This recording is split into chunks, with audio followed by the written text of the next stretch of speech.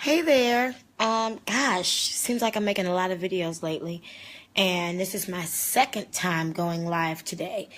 But I promise you, I'm not cussing anybody out or telling anybody to suck my dick this time. Um, I'm not. I promise. This is more happy. Hello, Edward.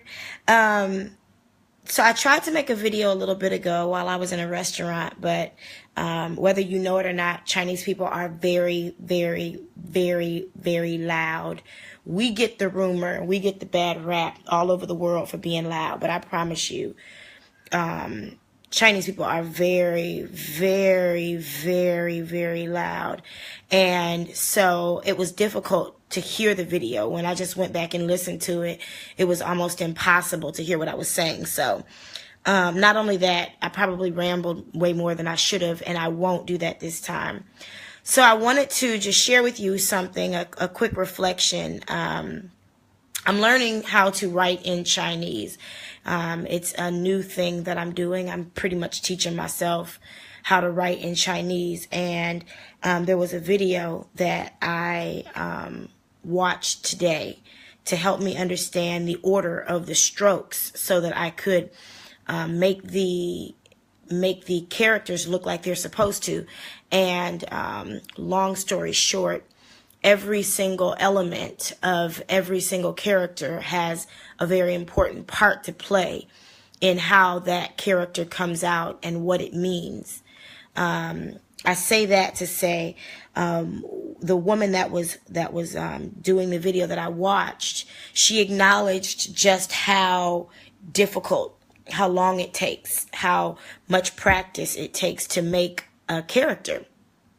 And she was saying, that she said our ancestors taught us that you don't worry about the results, you only worry about the process. And I kind of got stuck just at our ancestors taught us. She said our ancestors taught us 5,000 years ago, which means two things. She can trace her genealogy back 5,000 years. How many of us can do that, right? Hey, Brian. Hey, man, I've been thinking about you. I hope you're well. I really do. She can trace her genealogy. Ooh, that's a pretty girl, Brian. You'll have to tell me about her. But anyway, she can trace her genealogy back 5,000 years, which many of us, most of us, almost none of us who consider ourselves Africans in America can do.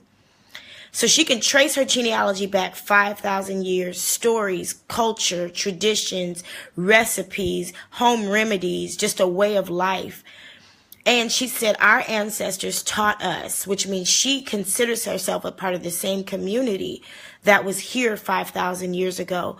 The city that I live in is that old. There are trees on my street that are thousands of years old. There's a garden across the street that has a tree that I sat under that was 1,000 years old. So think about how long ago that was, and think about how far back damn, titty time alarm.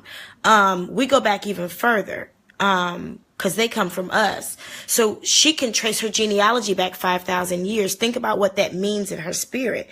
She doesn't have to say, oh, we've progressed since 100 and something years ago, or less than a good 100 years ago when I got you. Less than a good 100 years ago when we got out of slavery. She can trace her genealogy back further than we were in slavery.